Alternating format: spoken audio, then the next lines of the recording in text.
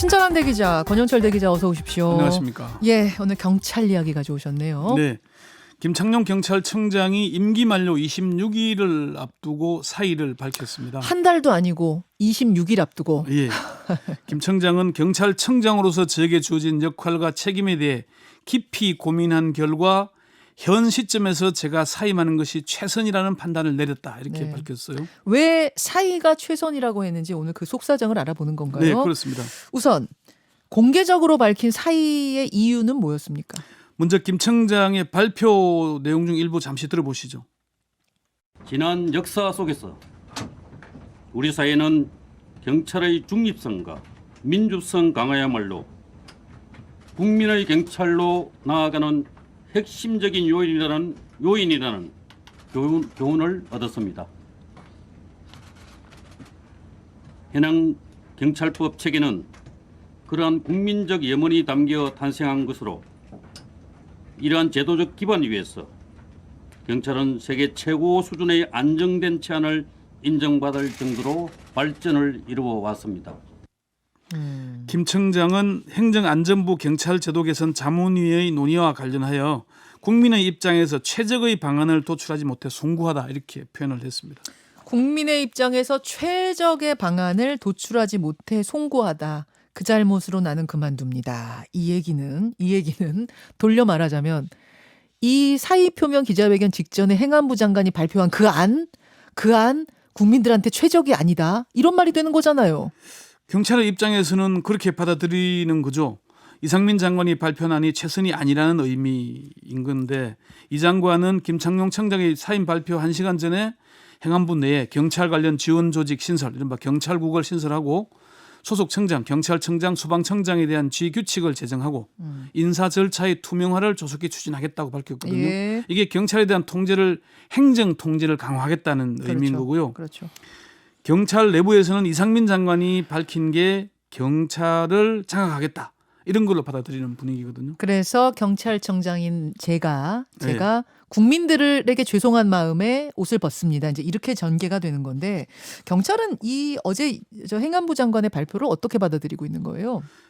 이상민 장관의 발표문과 질의응답 내용을 보면은 경찰에 대한 불신이 곳곳에서 묻어납니다.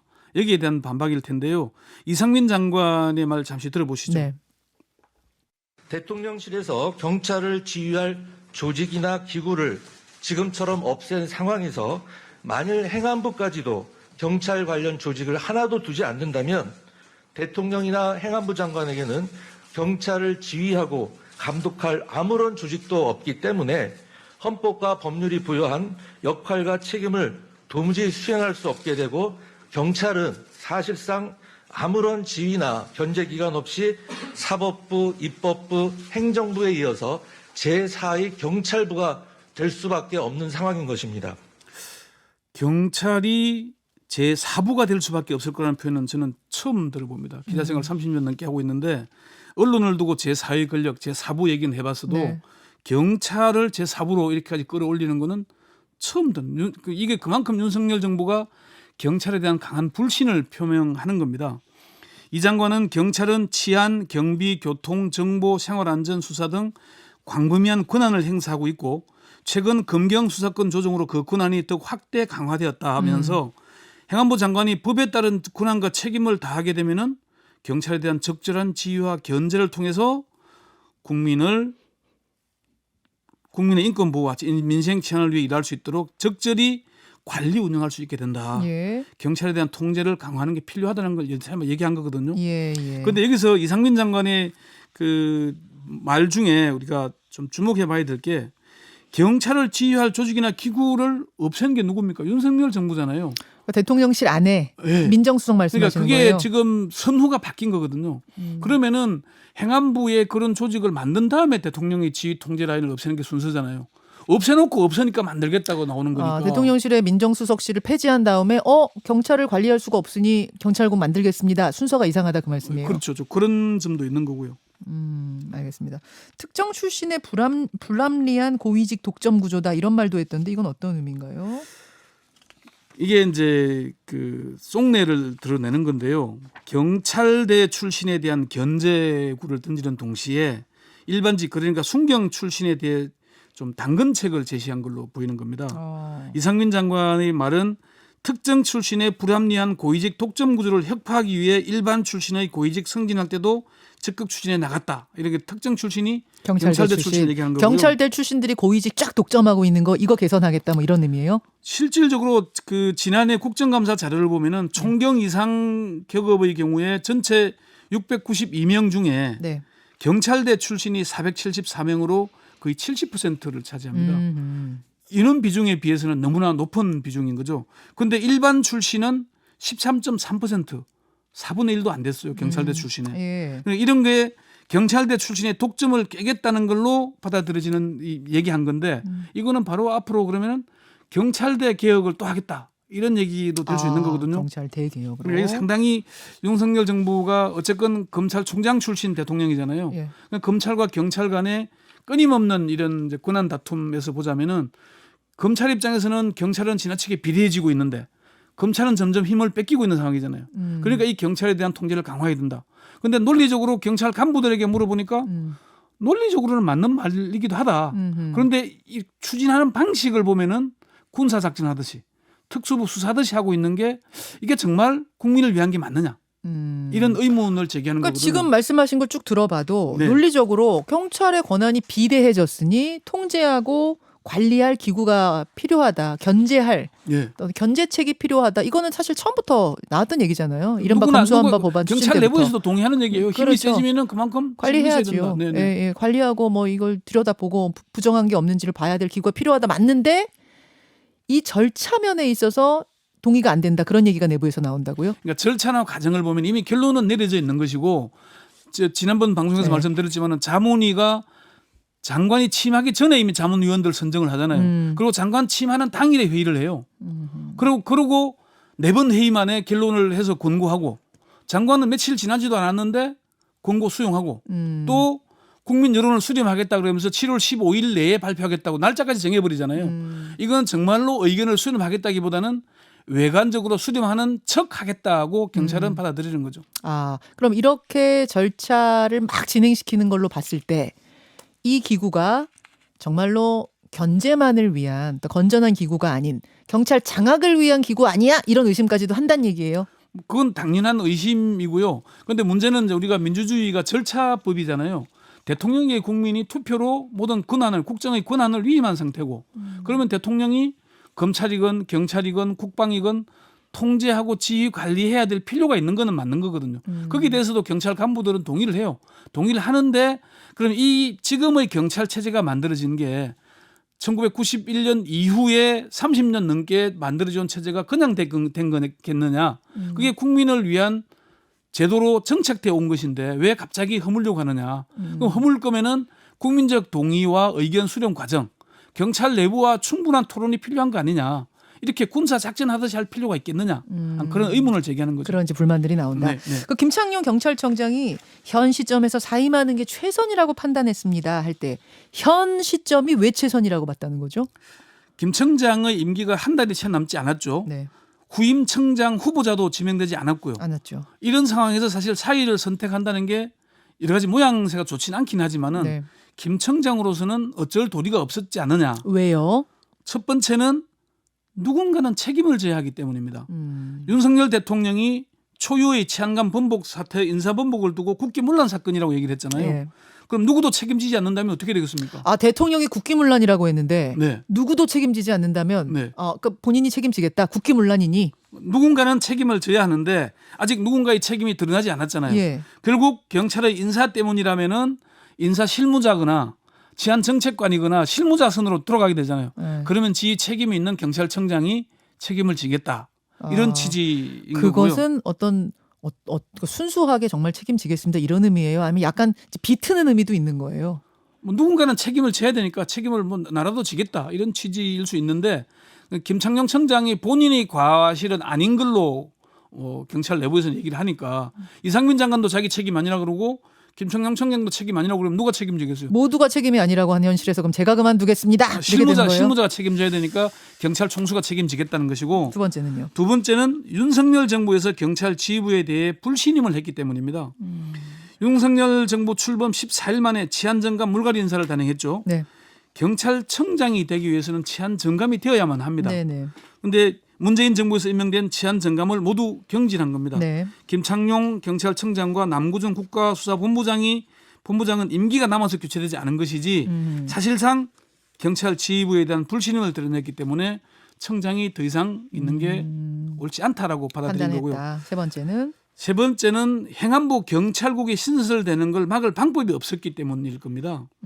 김 청장은 이상민 장관과의 통화에서 신중한 검토와 폭넓은 여론 수렴 과정을 거치는 게 좋겠다는 취지의 건의를 했는데 이 장관의 입장은 확고했던 걸로 전해졌어요. 근데 예. 앞서도 말씀하셨지만 경찰의 이제 고위직들이나 혹은 김창룡 청장도 뭔가 우리 권한이 비대해졌으니 뭐 통제하고 관리할 기구가 필요하다는 것까지는 제도 개선에 대해서는 동의했다면서요.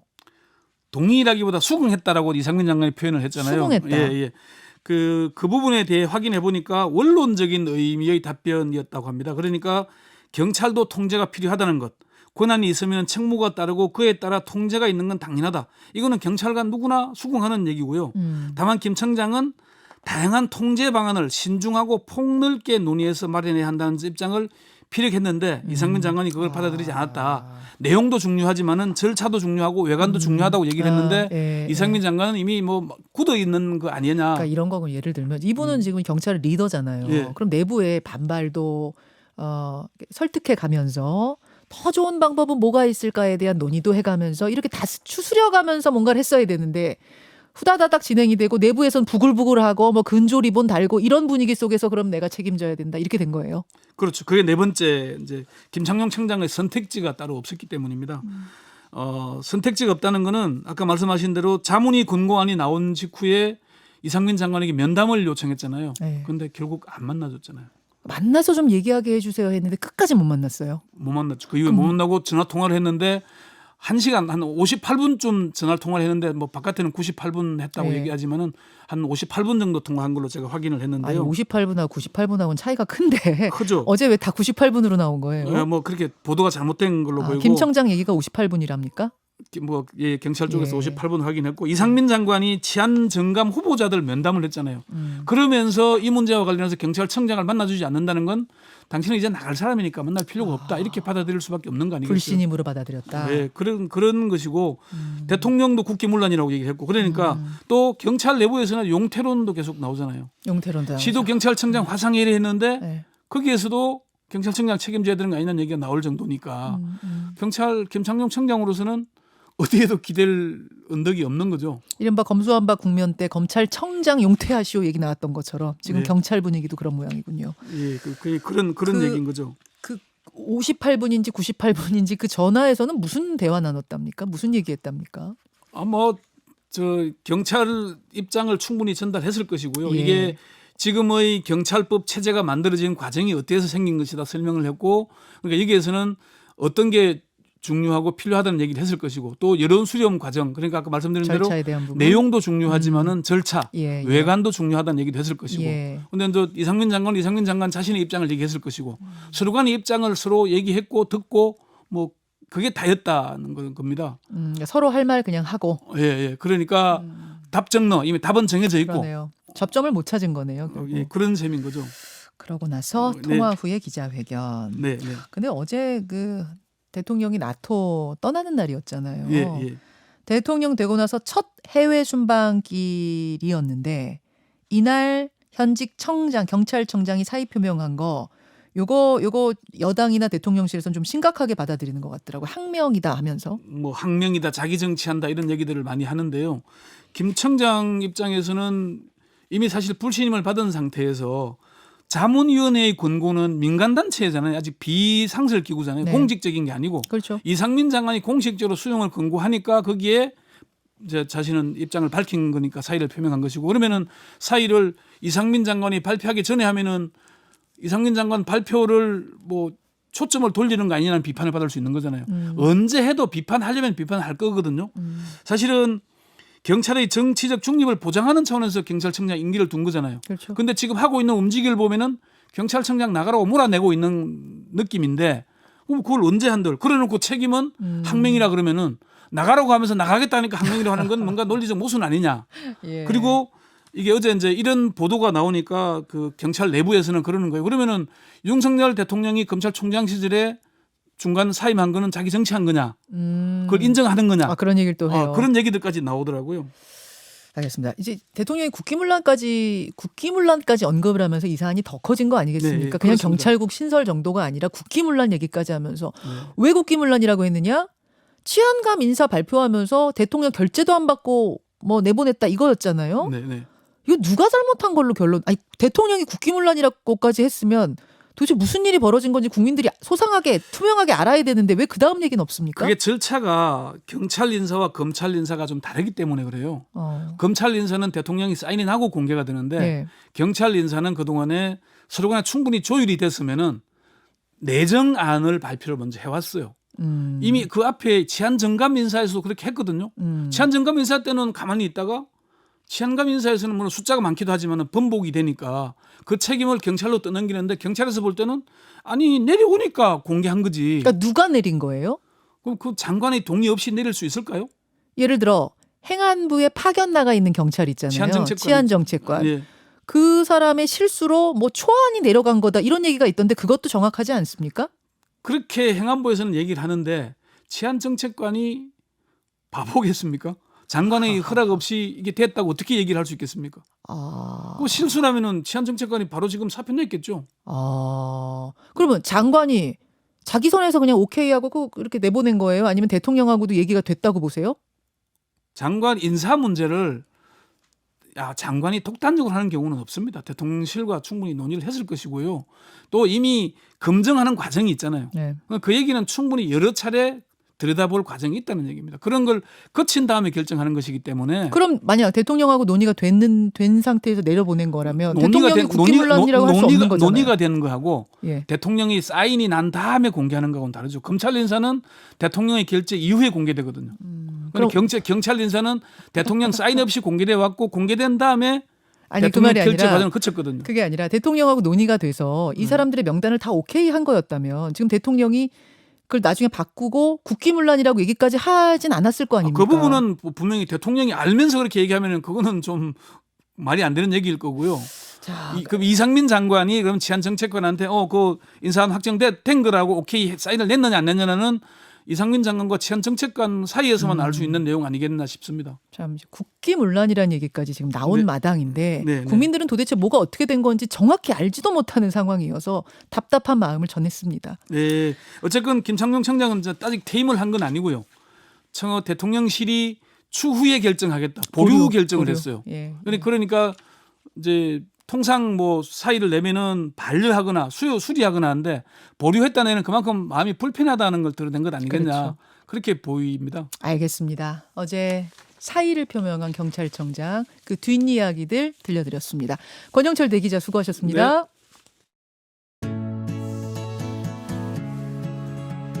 김현정의 뉴스쇼는 시청자 여러분의 참여를 기다립니다. 구독과 좋아요, 댓글 잊지 않으셨죠?